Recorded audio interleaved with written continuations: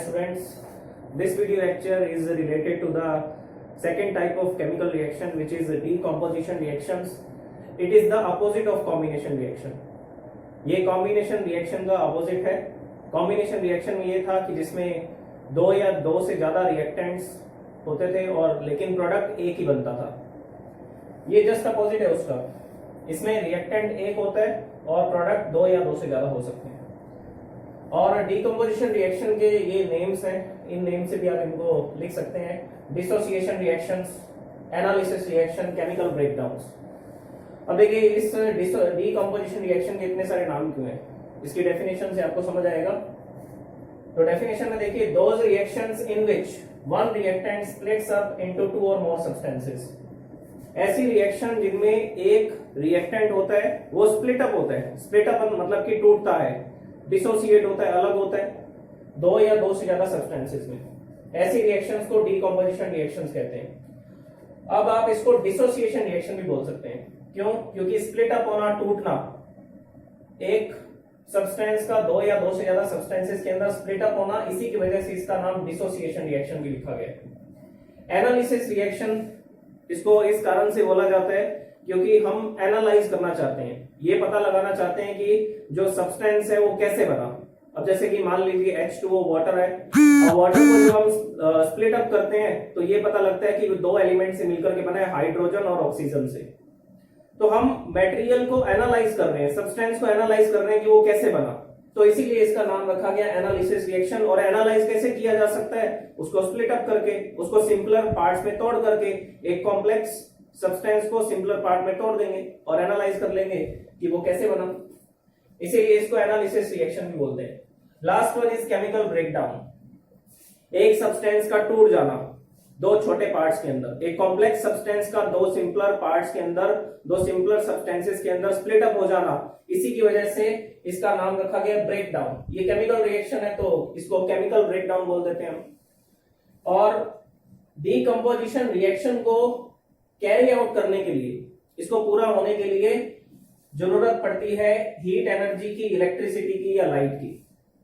देखिए इस रिएक्शन को कंप्लीट करने के लिए आपको एनर्जी देनी पड़ेगी. एनर्जी देनी पड़ेगी रिएक्शन के अंदर, तो इसका मतलब ये एंडोथर्मिक रिएक्शन है. और एनर्जी देने का कुछ भी मेथड हो सकता है. आप एनर्जी हीट के थ्रू दे सकते हैं, या इलेक्ट्रिसिटी से, या लाइट एनर्जी से. तो इनके बेसिस पर the decomposition reactions are of three types. Thermal decomposition reaction, second one is electrical decomposition reaction, and third one is photolytic decomposition reaction, या आप इसको फोटोलाइसिस भी बोल सकते हैं. तो अगर हीट एनर्जी से डीकंपोज कर रहे हैं, हम तोड़ रहे हैं सब्सटेंस को सिंपलर पार्ट्स के अंदर, तो उसको बोला जाएगा थर्मल डीकंपोजिशन. और अगर इलेक्ट्रिसिटी से ऐसा कर रहे हैं तो आप उसको इलेक्ट्रोलाइसिस बोल सकते हैं, या आप उसको इलेक्ट्रिकल डीकंपोजिशन रिएक्शन बोल सकते हैं. और अगर आप लाइट की हेल्प से ऐसा कर रहे हैं तो उसको बोलेंगे फोटोलाइटिक डीकंपोजिशन रिएक्शन, या सिंपल वर्ड्स में आप इसको बोल सकते हैं फोटोलाइसिस.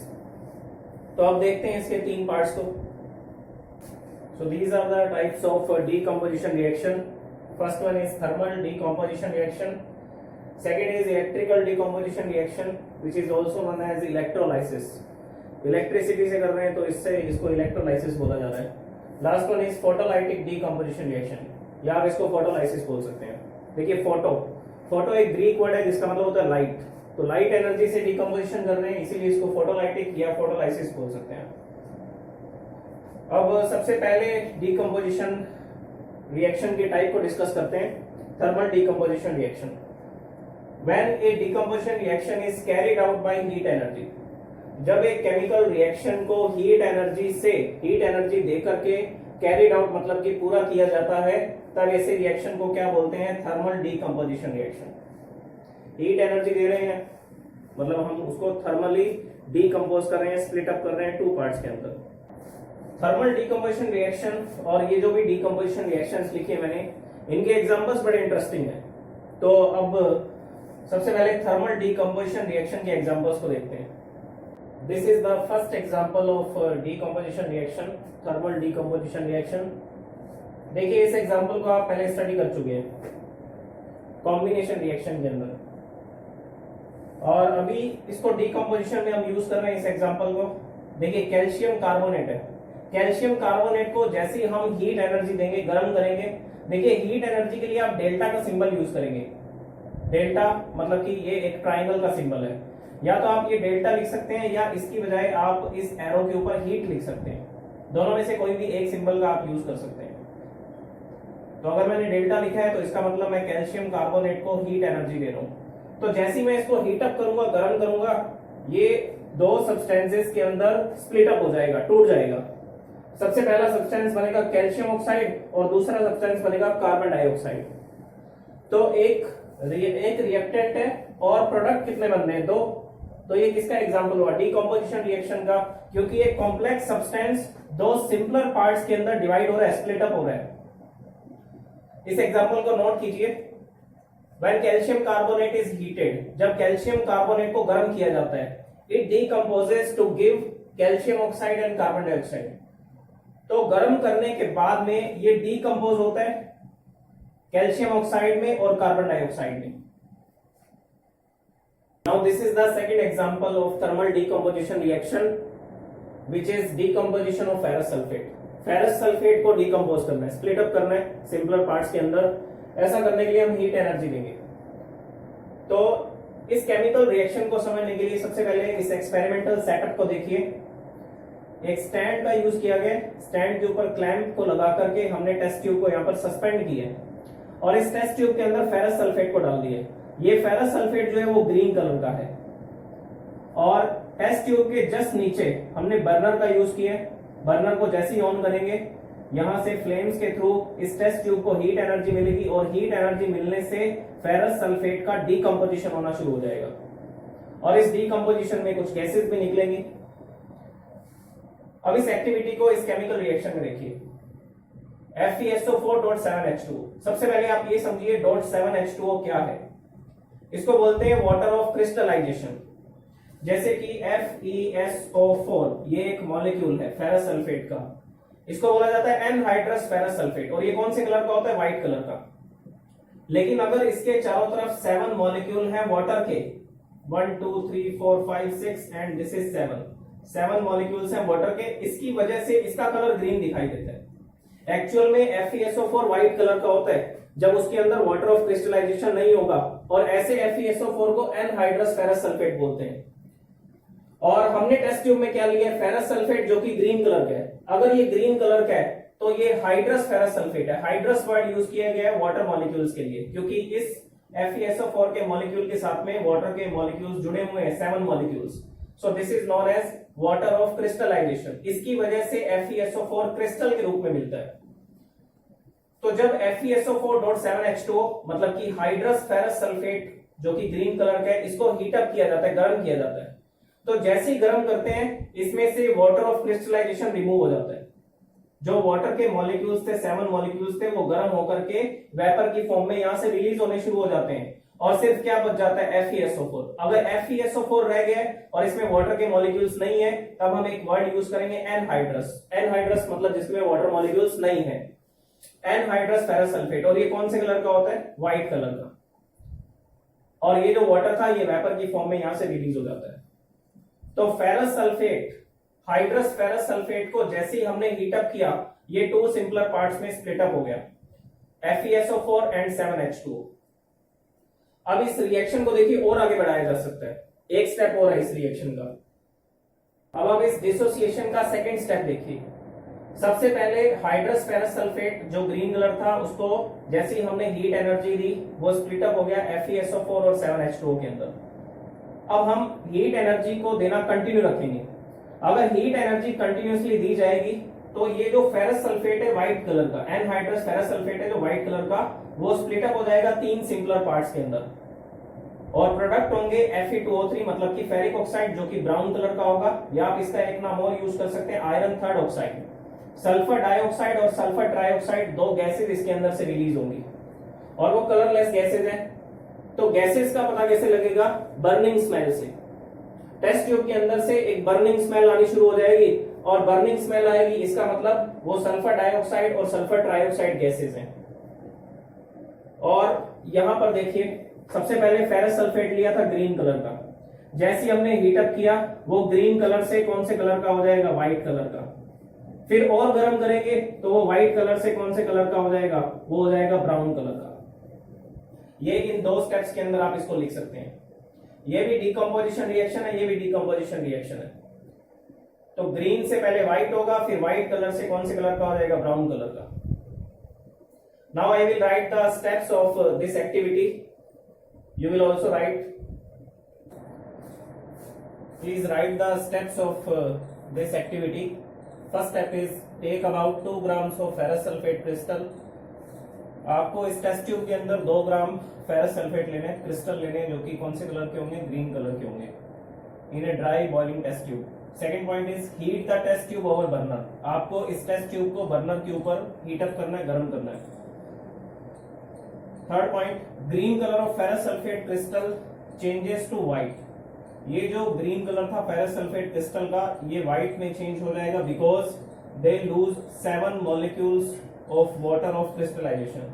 क्योंकि ये अपने 7 जो मॉलिक्यूल्स है वाटर ऑफ क्रिस्टलाइजेशन के, वो लूज कर जाएगा। और लूज करते ही ये क्या बन जाएगा, anhydrous ferrous sulphate. Anhydrous ferrous sulphate कौन से कलर का है, व्हाइट कलर का, विच इज FeSO4। और ये इसकी रिएक्शन है। तो इन 3 स्टेप्स को और इस रिएक्शन को नोट कीजिए। इसके बाद मैं इसका नेक्स्ट स्टेप लिखता हूं।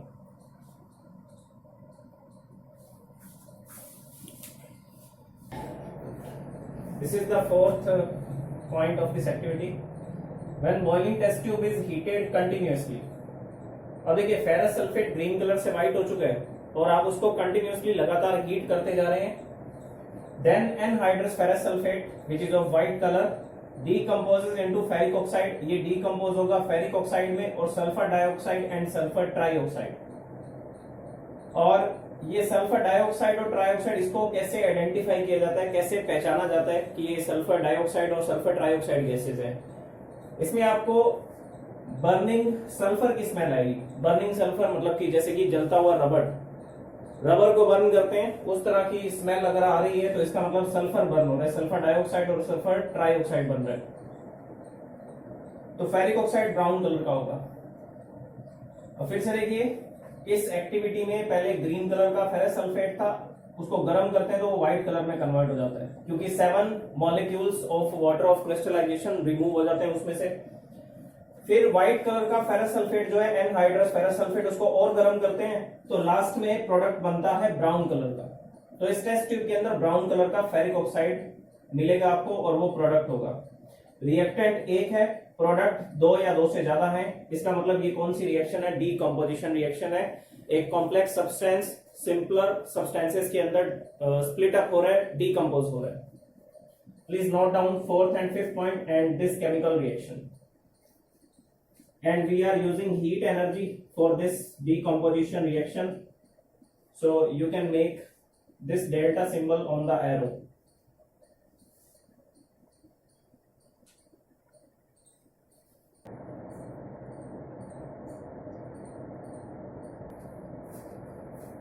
The third example is the decomposition of lead nitrate. अब हम बात करेंगे कि lead nitrate का decomposition कैसे किया जाता है। ऑब्वियसली थर्मल डिकम्पोजिशन है तो हीट एनर्जी से किया जाएगा।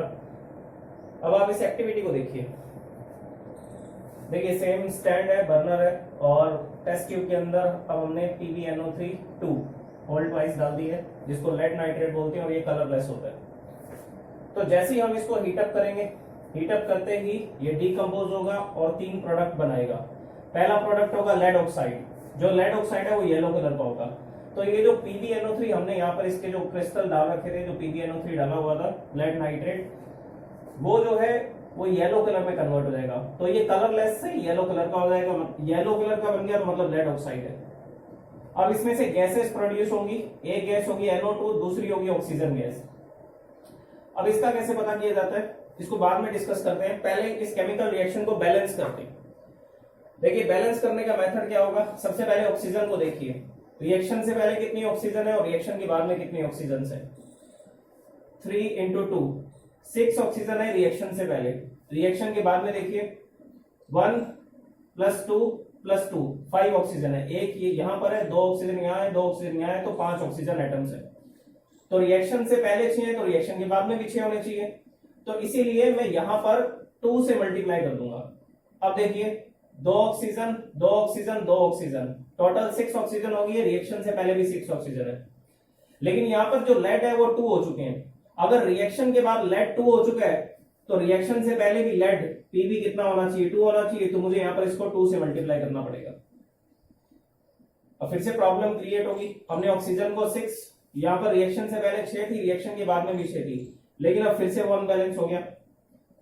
अब रिएक्शन से पहले ऑक्सीजन देखिए कितनी है, 3 इंटू 2 6 ऑक्सीजन है और आगे मल्टीप्लाई में 2 है, 6 इंटू 2 12 ऑक्सीजन। तो रिएक्शन से पहले 12 ऑक्सीजन हो चुकी हैं और रिएक्शन के बाद में भी 12 होनी चाहिए, रिएक्शन के बाद में भी 12 होनी चाहिए। ऐसा करने के लिए देखिए मैं क्या करूंगा, यहां पर अब नाइट्रोजन को चेक करूंगा कि रिएक्शन से पहले नाइट्रोजन कितने हैं। देखिए ये ब्रैकेट में लिखा हुआ है होल ट्वाइस है, तो 2 नाइट्रोजन है और आगे 2 का मल्टीप्लाई है, 2 नाइट्रोजन इंटू 2 4 नाइट्रोजन। रिएक्शन से पहले 4 नाइट्रोजन है तो रिएक्शन के बाद भी 4 नाइट्रोजन होने चाहिए, तो मैंने यहां पर 4 से मल्टीप्लाई कर दिए। अब ऑक्सीजन को चेक कर लीजिए, 12 होनी चाहिए रिएक्शन के बाद में, ये 2 ऑक्सीजन है, 4 इंटू 2 8 ऑक्सीजन, 2 प्लस 8 10 और ये रही 2 ऑक्सीजन, तो 12 ऑक्सीजन हो चुकी है। अब मुझे यहां पर किसी भी नंबर से मल्टीप्लाई करने की जरूरत नहीं है, क्योंकि रिएक्शन से पहले भी 12 ऑक्सीजन है, रिएक्शन के बाद भी 12 ऑक्सीजन है। अब ये रिएक्शन बैलेंस हो चुकी है। अब हम बात करते हैं कि इस केमिकल रिएक्शन में जो गैसेस प्रोड्यूस होंगी, इस डीकंपोजिशन में जो गैसेस प्रोड्यूस होंगी उनको कैसे टेस्ट करेंगे, हमें कैसे पता लगेगा कौन सी गैस है। तो नाइट्रोजन डाइऑक्साइड को पहचानने का तरीका है कि टेस्ट ट्यूब के अंदर से ब्राउन फ्यूम्स निकलेंगे, फ्यूम्स मतलब कि धुआं, स्मोक निकलेगा ब्राउन कलर का। अगर ब्राउन कलर का स्मोक निकल रहा है, फ्यूम्स निकल रहे हैं, तो इसका मतलब कौन सी गैस प्रोड्यूस हुई, नाइट्रोजन डाइऑक्साइड। तो इसको टेस्ट करने का तरीका तो बिल्कुल सिंपल है, आपको सिर्फ ये आइडेंटिफाई करना है कि टेस्ट ट्यूब में से अगर ब्राउन कलर की फ्यूम्स निकल रही हैं, गैसेस निकल रही हैं, तो मतलब वो नाइट्रोजन डाइऑक्साइड है। ऑक्सीजन को कैसे टेस्ट करेंगे, देखिए ऑक्सीजन को टेस्ट करने का एक सिंपल तरीका है, हम यहाँ पर ग्लोइंग स्प्लिंटर का यूज करेंगे। ग्लोइंग स्प्लिंटर देखिए क्या होता है, जैसे कि मान लीजिए मैंने एक वुड के छोटे से पीस को जलाया, जला करके मैं उसको बुझा दूंगा, फ्लेम्स जो है वो खत्म हो जाएंगी। अब वो जो लकड़ी का टुकड़ा था, वो जो वुडन छोटा सा पीस था वुड का, उसको मैं यहां पर लेकर के आऊंगा। जैसे ही टेस्ट ट्यूब के पास में लेकर के आता हूं, वो दोबारा से जलना शुरू हो जाता है, दोबारा से बर्न होना शुरू हो जाता है। तो इसका मतलब इस टेस्ट ट्यूब में से ऑक्सीजन गैस निकल रही थी, क्योंकि अगर ऑक्सीजन की प्रेजेंस बढ़ जाएगी तो ये जो ग्लोइंग स्प्लिंटर था जिसमें आपको चिंगारियां दिख रही थी, वो फिर से जलना शुरू हो जाएगा, दोबारा जल उठेगा। क्यों, क्योंकि यहां पर एक्सेस ऑफ ऑक्सीजन हो गई ना, एक तो एनवायरमेंट के अंदर ऑक्सीजन है, प्लस इस टेस्ट ट्यूब के अंदर से भी ऑक्सीजन निकल करके आ रही है, तो ऑक्सीजन की प्रेजेंस में ये फिर से जलना शुरू हो जाएगा, दोबारा जलना शुरू हो जाएगा। तो इसका मतलब इस टेस्ट ट्यूब में से ऑक्सीजन गैस निकल रही थी। तो नाइट्रोजन डाइऑक्साइड को ब्राउन फ्यूम से पहचानते हैं, और ऑक्सीजन को टेस्ट करने का तरीका है ग्लोइंग स्प्लिंटर। ग्लोइंग स्प्लिंटर को जैसे ही पास में लेकर के आएंगे, ये दोबारा से जल उठेगा। अब आप इसको एक एक्सपेरिमेंटल वीडियो में देखेंगे, लेकिन पहले आप इसके स्टेप्स को नोट कीजिए, ये केमिकल रिएक्शन नोट कीजिए, फिर मैं इसके स्टेप्स लिखता हूं एक्टिविटी के।